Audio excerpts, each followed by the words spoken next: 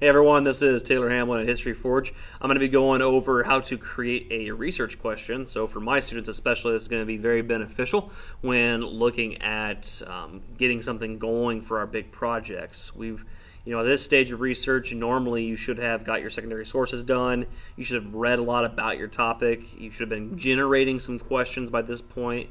And we do that a lot in my classroom. We kind of do this throughout the process. I have them, for my students, you've already created a long list of questions. And if you're a teacher watching this, having them do that, having them write questions as they read anything about their interests is a phenomenal idea, just because they generate a list automatically and then they can pick a question from there. So what I'm going to do is I'm going to show you the blank copy, and then I'll kind of flip over to a copy that's been done by a group of students that I think did really well. So let's go ahead and jump into this. So it says create a research question, choose a research question is step number one. I got a couple of videos in here, and these videos assume that you've already generated a list of questions. So for my students, you guys have already got a list of questions, and you can find them in your document that you had with your group members, or if you're by yourself, you could find it in that own individual document. It said, I can't remember the name of it. It's like secondary sources, important information. I'm pretty sure that's right. Use that document and dump a couple questions into here. Remember, we highlighted those questions. So take 2 or 3 or whatever and put them into this box. You don't need to put them all, just 1 through 3 questions, put them in this box, and they should be questions that you genuinely want to learn. Remember, this is your project, your choices. Like, if this is boring, it's because of you. So find questions that you really want to know more about, or you think are going to help you in the future, okay? So I'm going to flip over. You guys, you can see this question got done. It says, how does PTSD go away? How did the symptoms of PTSD cause a disease, quote, soldier's heart? So I can tell that this student, whoever they were, did some reading, because that's a pretty good term that I didn't personally even know. And then how were doctors affected by the soldier's traumatized wounds, and was PTSD caused? So a lot of PTSD focus. I noticed too that one of my students wrote their name in there to kind of help them figure out who did what, which is a great idea. So first step, put those in. If you want to watch the videos to learn more about how to create good questions, both those videos are available. If you're my students and you want to watch them and you haven't watched them yet, I would, just because it does help you understand that process, okay? So next thing, do that first. So if you're using this right now with me, you pause the video right now, and then you move on to the next step once you got the actual stuff done, okay? So again, pause me and then move on. But I'm going to go ahead and go to step 2. Step 2 is when you connect the main research question with the yearly theme. Now, I use National History Day. If you're another teacher who watches this and you do project-based learning, I think themes are great. I think it kind of helps keep each year a little bit different, but it also really helps students create a unique answer. So looking at the theme this year, we had triumph and tragedy. So if you're my students, you need to read pages 8 and 9 of this link, so you guys can see it. That'll help you understand what triumph and tragedy is all about. Here's the cool part. If I click into it, I'll show you. The page 8 and 9 actually has example questions you can use. So I'm going to scroll down real quick to page 8. Here we are. And so this we'll kind of go in quickly, and I'll see if I can zoom in a bit more. There we go. It tells you what triumph is. It tells you what tragedy is. Then it gives you questions. Can one person's triumph be another person's tragedy? Use those questions. Really try to be, all right, well, this might fit with me. So try to plug in your words into those questions. So for example, going back to our PTSD example, maybe they could have said, can a soldier's triumph lead to the tragedy of PTSD? That's a very simple way of looking at it. But if you like the way that question is formulated, oh yeah, that kind of makes sense. That's something you can do. You can also notice down here they have example questions. There's a lot of different example questions you guys can use. Feel free to plug those in too. Those are great ways of kind of figuring out more information. Trying to plug in your words with questions that have already been created could be a really good way to link it to the theme. So we're going to scroll down. We're going to look at my student's example. As we can see, it says connecting main research question with the yearly theme. National History Day, Triumph and Tragedy. The link is still there. And as you can see, we've transformed how does PTSD go away and these others to 3 different questions. So this is a group of 4. And this group is trying to develop and come up with ways to connect. And they have more than one question. So this is kind of nice, too, because They can either choose to combine these questions later into one big question, or they can kind of pick one after they discuss with one another. I also like how they commented to each other. They're telling each other like what they think and what they did. That way communication is always being done. Now, if you're an individual doing this, you obviously don't need to worry about making comments, unless it helps you, because I personally do that for my own project. That way I'm kind of talking to my future self, telling my future self like what I thought at that moment. To make comments, it's really easy. You just got to highlight anything, and a little bubble shows up, like right here. So I can click on this, and I could say, "Great questions. Keep it up." Smile face. All right, so it's pretty easy to do. All you have to do is kind of figure out like what you want to highlight and what you want to talk about. But if you're in a group, especially, I would be doing that. So go ahead and look at some of these questions and how they relate to triumph and tragedy.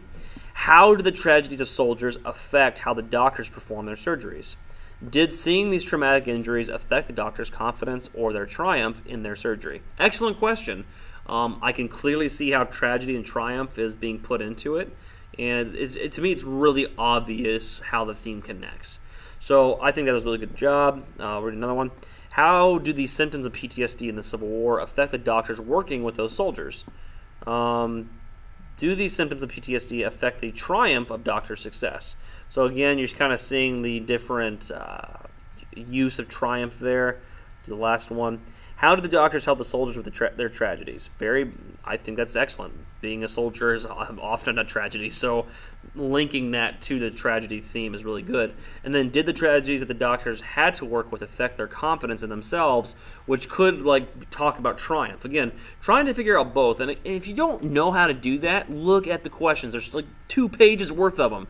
Like right here, can triumph lead to tragedy? How does one ultimately triumph after tragedy? Use these questions and begin taking your question from from step 1 and put it into step 2 and just start working on it. Start kind of developing it, okay? All right, so do that, and again, same thing. That's what you need to do for step 2. Pause me now. Sorry, I paused. Pause me now, and then once you're ready to go to step 3, start me up again. So I'm going to move on to step 3. And step 3 is improving the main research question. So this is where it gets a little tougher because you need to do a lot of reading beforehand. You need to know your topic. If you have not read books or articles about your topic, you're going to want to start doing that more, and you want to start doing it a lot. Because you need to really start figuring out the details of your question. This is where it kind of gets tough. And down here I kind of talk about the 3 big things that you need to focus on. And the questions say, does the author have a clear group that they are analyzing? Is there a clear time period? And is there a clear place? Those are really the 3 big things that you're going to want to focus on. So, hold on. So, you're going to want to focus on those 3 big themes and use them to kind of figure out, can your question become more specific? So they did this. I would say things like highlighting the word soldiers. That would be an example of a group. Doctors are examples of groups. Also, none of these questions really tell me what time period they're working on. I know these students are working on the Civil War, but that's not very obvious from their questions. So they should make that more obvious. They can even reduce it down to a specific battle. That would be a great time period. Place, they could focus on a specific group of people and where they were. And so let's kind of scroll down to see what they did. How did the extreme wounds of the tragedy of the Civil War soldiers, that's better, affect the triumphs of the doctors who had to amputate the limbs of those soldiers? And again, I would say here they need to focus on specific names of doctors or groups of doctors. And that kind of helps them figure out, okay, well, what's our reading say? So I could even give them an extra tip and say, focus on the reading. That would be the best way to do it. So I'll give one more. Let me see if I can get one more example. How do the tragedies affect different groups of soldiers, and PTSD affect women or men? Again, what specific examples do you have from your articles or reading? Do you know of any men and women that can be an example? And this will help. I'm not, and a lot of this time, this is where I can help out.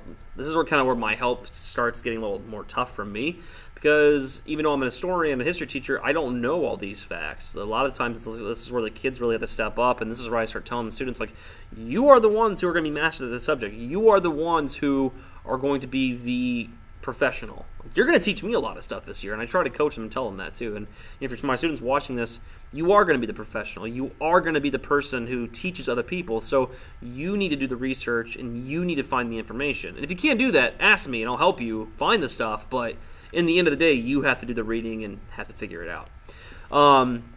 So, I'll make comments like that. I'm going to try to continue to work on these things. We're also getting to the point now where we have 3 big questions, and some of them are related to each other, so maybe we can kind of find a way to combine them, but we do want to consider finding that one big research question that we're going to answer.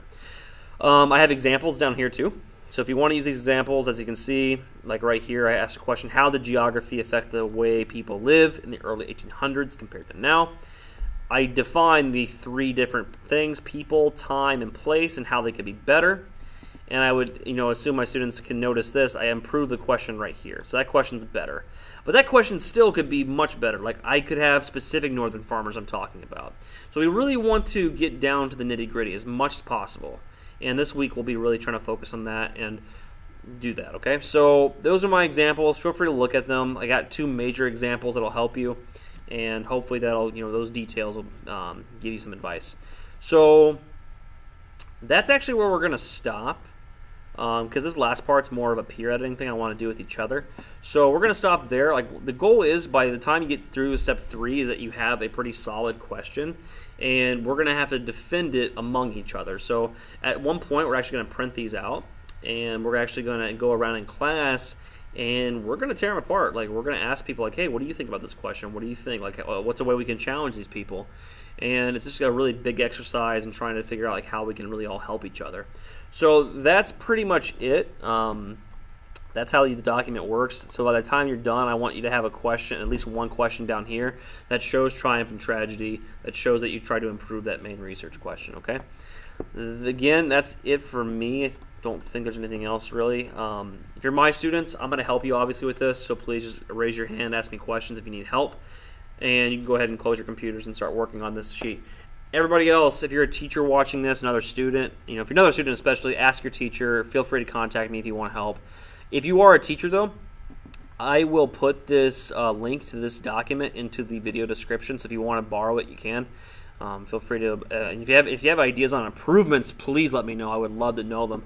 But I really do like this document because it just shows the students how to make really clear distinctions between the steps of creating a question. I think it can be modeled differently too if you have a different class you want to work with, but for the most part it really has worked well for me. I have currently started with about 20 students, and the other 80 will start working on this throughout the week, and then by Friday we will get into more of the peer editing stuff. And hopefully also by Friday we'll get into the conversation of, like, how do we answer this question. That'll be a really fun conversation, or it generally is a fun conversation. So that's pretty much it. Again, check out the video description. If you have questions, feel free to message me. If you want to go to History Forge on Facebook, that's another place where you can message me or comment. But yeah, thanks for everything. Thanks for stopping by if you are here. And then feel free to check out the other videos I make. And I would love feedback as much as possible, please. Again, have a great day. Bye.